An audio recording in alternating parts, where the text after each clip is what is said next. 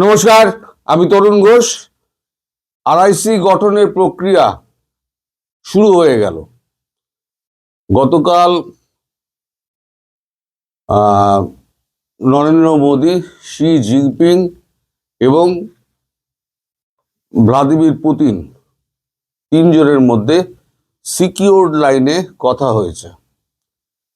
এখন বাইরে ওনারা মিট করছেন না, কারণ সার্বিক বিশ্বের পরিস্থিতি ট্রাম্প যা করে দিয়েছেন তাতে সারা বিশ্ব কিন্তু আতঙ্কিত। এখন এই সাউথ ইস্ট এশিয়ার ওপরে কিন্তু আমেরিকার নজর আছে।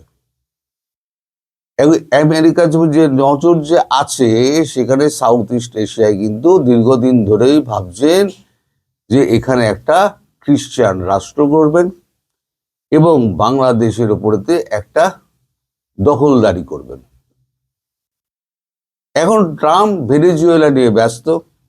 ভেনেজুয়েলাতে এখন লাখো লাখো যে সমস্ত জিহাদি ছিল তারা সব বেরিয়ে পড়েছে, একেবারে আবার ওখানে একটা সিরিয়া মতো একটা তৈরি হয়ে যাবে।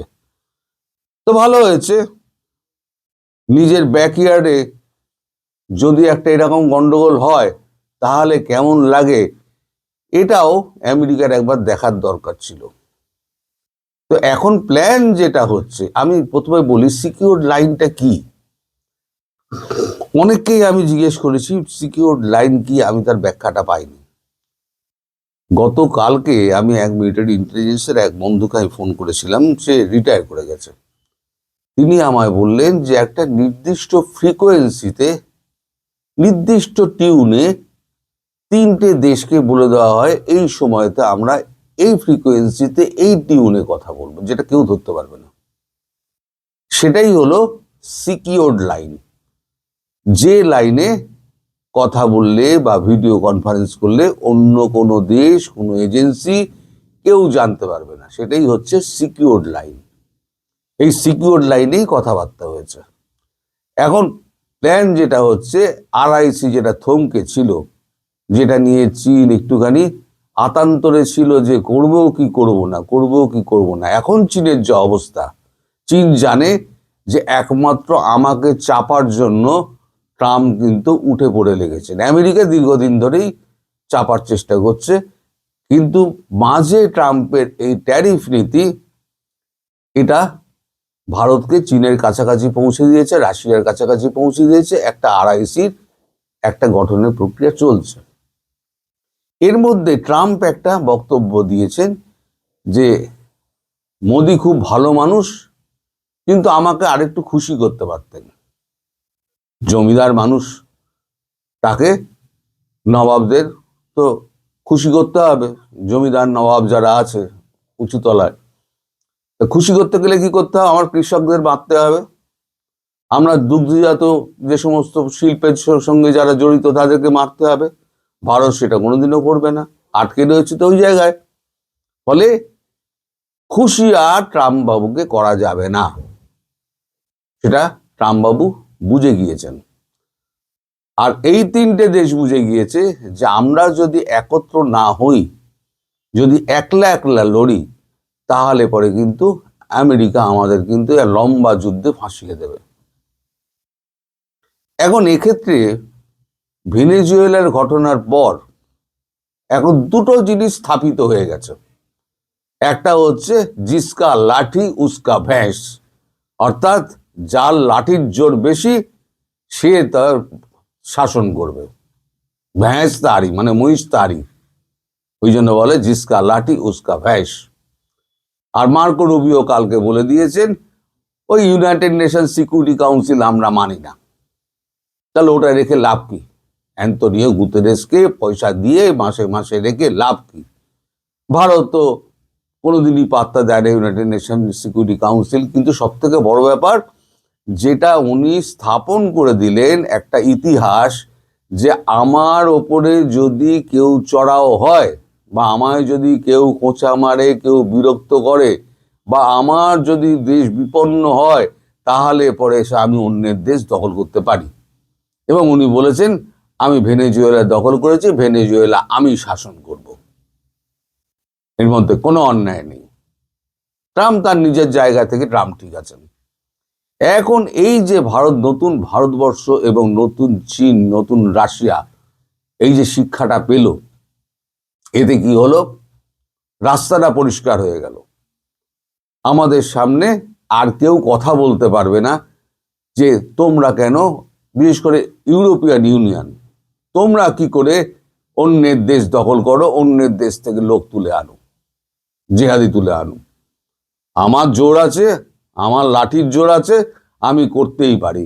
ভারতবর্ষের লাঠির জোর আছে, চীনের লাঠির জোর আছে, রাশিয়ার লাঠির জোর আছে, যা করার করবে। যতটা যা করার এই লাঠির জোরে করে নেবে। এইবার যে প্ল্যানটা হলো সেটা হচ্ছে 3টে RIC গঠন হবে। RIC গঠন হওয়ার সঙ্গে সঙ্গে চীন তাইওয়ানকে আক্রমণ করবে, রাশিয়া ইউক্রেনকে আক্রমণ করবে এবং ভারত পাকিস্তান এবং বাংলাদেশ আক্রমণ করবে। তাহলে চারদিকে একটা দক্ষিণ পূর্ব এশিয়া জুড়ে একটা অশান্তি তৈরি হয়ে যাবে। এবার আমেরিকা কোন দিকে যাবে? প্রশ্ন হলো, আমেরিকা তাইওয়ানকে কিছুটা সাহায্য করলেও করতে পারে, কিন্তু কতটা করবে সে নিয়েও সন্দেহ আছে, কারণ তাকে পুরো এই অঞ্চলটা পেরিয়ে যেতে হবে। আর এই অঞ্চলে 3টে মহাদেশ, মহাশক্তিধর দেশ যদি নিজেদের মধ্যে যুদ্ধে জড়িয়ে পড়ে, মানে অন্যের বিরুদ্ধে নিজেরা যুদ্ধের মধ্যে যদি থাকে, তাহলে পরে আমেরিকা কতটা সুরক্ষিত থাকবে আকাশপথ পেরিয়ে? আকাশপথ তো লম্বা, ওই জেট বিমান তো, এই তো ফাইটার প্লেন তো আসবে না, তাকে সমস্ত ফ্লিট নিয়ে আসতে হবে।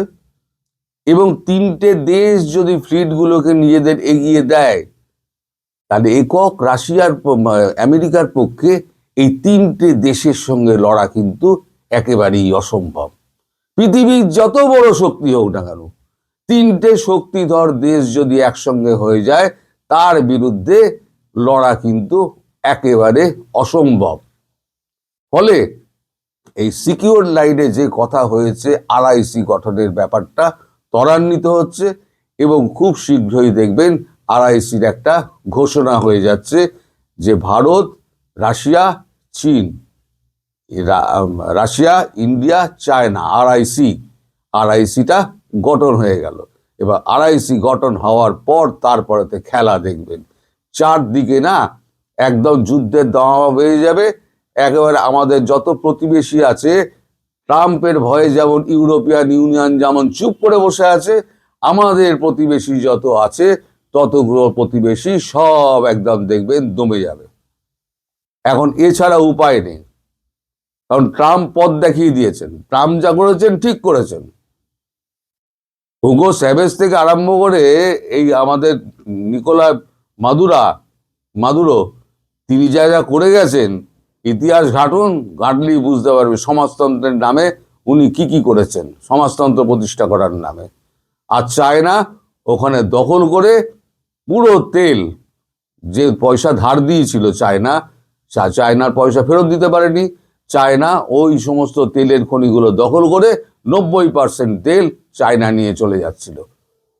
আমার দেশের পাশে আমার খাচ্ছে, আমার পড়ছে, তাহলে পরে যদি বাংলাদেশ যদি আমার থেকে সমস্ত কিছু নিয়ে আমার পেছনে অঙ্গলিবাজি করে, তাহলে পরে তো আমার সুরক্ষা যদি থ্রেটেন হয়, কিভাবে থ্রেটেন হচ্ছে সেটা আমি সন্ধেবেলাতে বলবো, কতটা থ্রেটেন হচ্ছে এবং গঙ্গা পানি চুক্তি কতটা হবে কতটা হবে না সে নিয়ে আমি সন্ধ্যাবেলার ভিডিওতে আপনাদেরকে বলবো। অবস্থা কিন্তু চারদিকে খুব খারাপ, খুব সঙ্গীন অবস্থা। আমি বলেছিলাম 2026 খুব খারাপ যাবে, শুরু থেকেই 26 খারাপ আরম্ভ হয়ে গেল। এবার সবাই দেখতে থাকুন যে আমাদের ট্রাম্পবাবুর এই খেলায় উজ্জীবিত হয়ে বাকি দেশগুলো, বিশেষ করে সাউথ ইস্ট এশিয়ায় কি কি ঘটনা ঘটতে পারে। আপনারা সবাই ভালো থাকবেন, সুস্থ থাকবেন, সাবধানে থাকবেন। নমস্কার।